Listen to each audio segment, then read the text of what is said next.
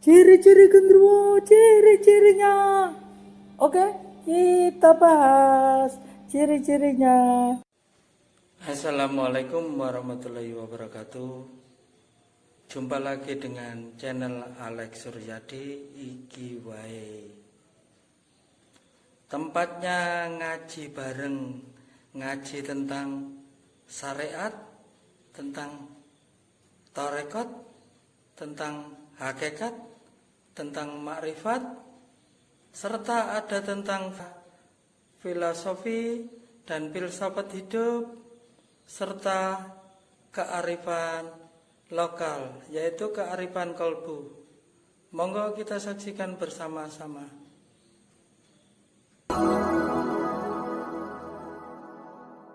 Assalamualaikum warahmatullahi wabarakatuh. Jumpa lagi dengan Alex Suryadi iki wae. Guys, saya doakan yang nonton video ini lancar rezekinya, rezeki sehat rohani dan jasmani. Amin amin ya robbal alamin. Yang subscribe pasti Allah kasih berkah rezeki yang tak disangka-sangka. Amin ya robbal alamin. Siapa yang tahu? Tahukah Anda ciri-cirinya genderuwo? Nah, kita kupas. Guys, ternyata ilmu kearifan kolbu itu ternyata berguna juga untuk makhluknya Allah, sama-sama makhluknya Allah, kita juga makhluknya Allah. Tapi ini yang saya ceritakan makhluk gaib, sama-sama makhluknya Allah.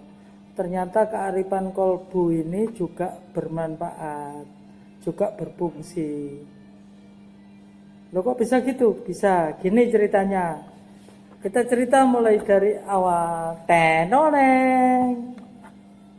Gini guys.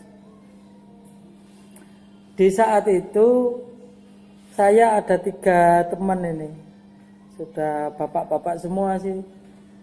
Alex Suryadi iki wae sama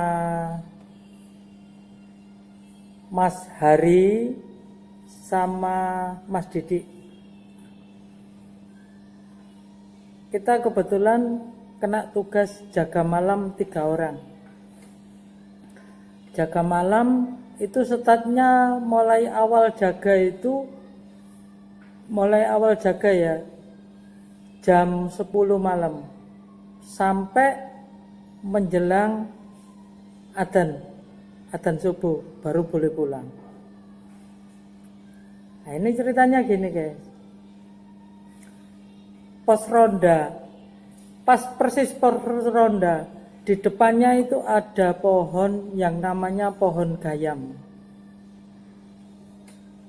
Pohon gayam, pasti para pemirsa sudah tahu pohon gayam itu apa. Dari omongan cerita nenek moyang atau apa, pohon gayam itu bagaimana dan sebagainya. Pasti kalian para pemirsa sudah tahu semua.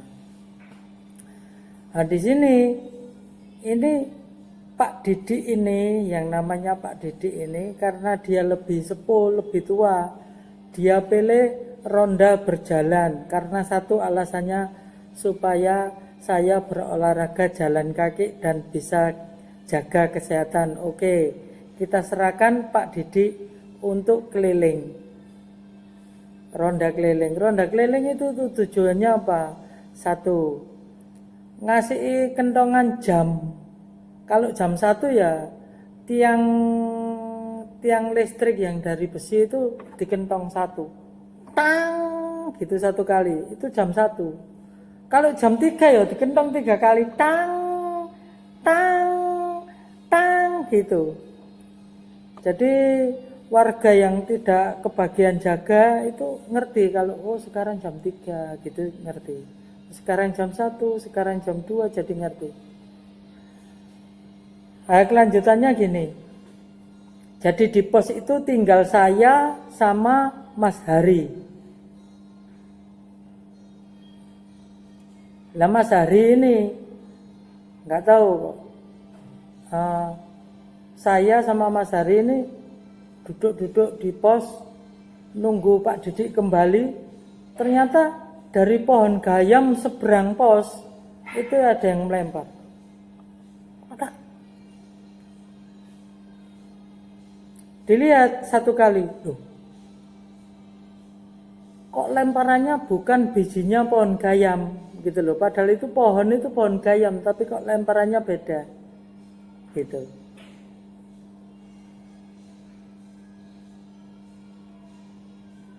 Setelah itu gak digubris sama Pak Heri, juga sama Alex Suryadi Ikiwai gak digubris.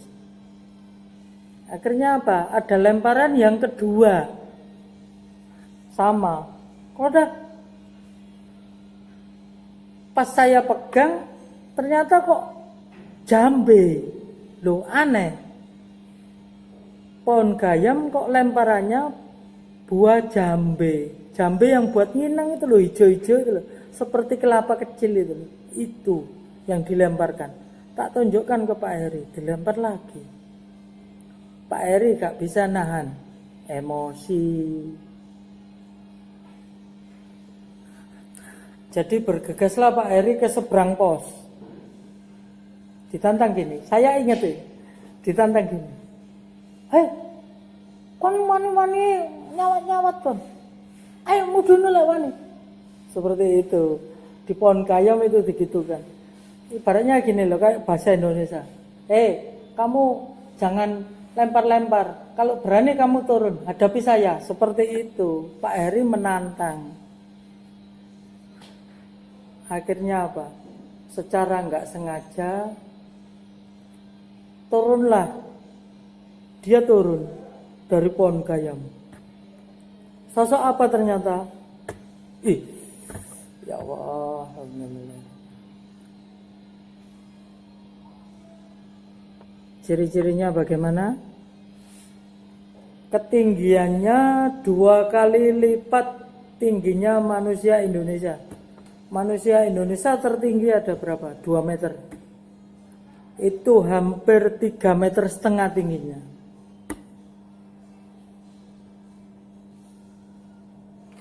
Semua penuh bulu. Tubuhnya semua penuh bulu.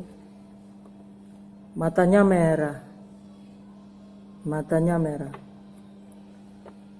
Dan dia kalau mengejar itu lompat seperti anjing, seperti harimau, seperti macan, seperti pokoknya yang punya kaki 4. Seperti ini.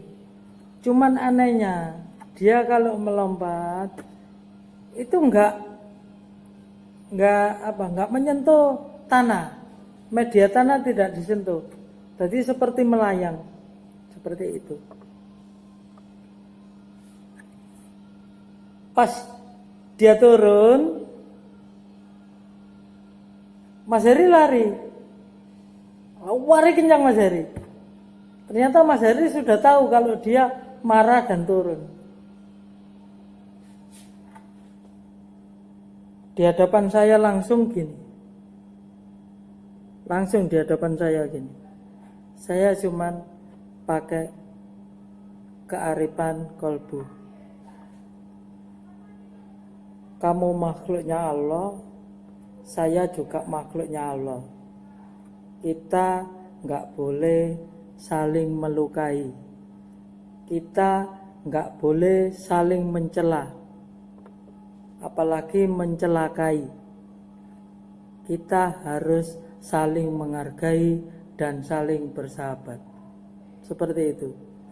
Jadi saya cuman dilihat aja. Setelah itu, dengan kearifan kolbu yang saya ucapkan, ternyata dia mengejar Mas Hari. Dikejar dia. Saya lolos. Wallahu a'lam. Lolos. Ternyata beliau sempat memutari kampung. Mas Heri kejar, katanya larinya buanter, nanti dapat informasi dari Mas Didi. Begitu Mas Heri masuk ke rumah, Nyampe di rumah sudah nggak jaga lagi Mas Heri. Dan setelah itu kok Mas Heri kok gak balik-balik, saya tunggu. Ternyata yang kembali adalah Mas Didi. Mas Didi saya tanyai, gak kepanggil Mas Heri, tidak ketemu Mas Heri. Loh, lari tadi, katanya gitu. Lari sekencang-kencangnya. Itu lari kalau kecepatan manusia nggak seperti itu, katanya gitu. Loh, kaget aku. Loh, masuk Mas Didi sampai bilang gitu. Lari seperti kecepatan apa itu, kayak angin gitu. Wush gitu. Saking takutnya mungkin. Ternyata manusia bisa dalam kondisi takut larinya secepat itu. Itu cerita dari Mas Didi. Setelah itu di pagi harinya saya sempat mampir ke rumahnya Mas Heri. Ternyata Mas Heri saya tanyai perasaannya lari seperti biasa, lari orang kencang gitu Dok. Setelah Mas Didik melihat, tapi nggak ada yang ngejar katanya Mas Didik, nggak ada yang ngejar. Jadi Mas Didik nggak kelihatan, yang kelihatan Mas Heri dan saya ternyata. Itu ciri-cirinya, tinggi, besar, mata merah, semua tubuhnya berbulu. Jadi di sini kita garis bawahi, ilmu kearifan lokal bisa dipakai untuk semua makhluknya Allah. Kita sama-sama bersahabat, jangan saling melukai, kita saling berdampingan, kita saling menghargai. Seperti itu ilmu kearifan kolbu yang bisa saya sampaikan. Mudah-mudahan bermanfaat dan kita tetap jaga keselarasan hati, jaga kesabaran di hati. Saya akhiri dulu. Wassalamualaikum warahmatullahi wabarakatuh.